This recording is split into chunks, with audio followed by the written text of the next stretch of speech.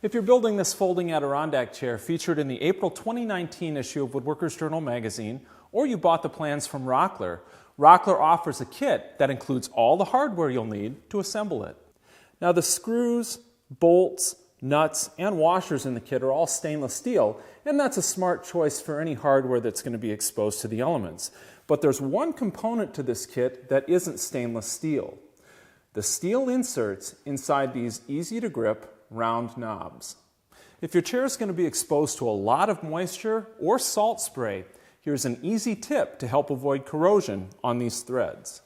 Just coat the threads with a little dab of multi-purpose bearing grease or anti-seize compound.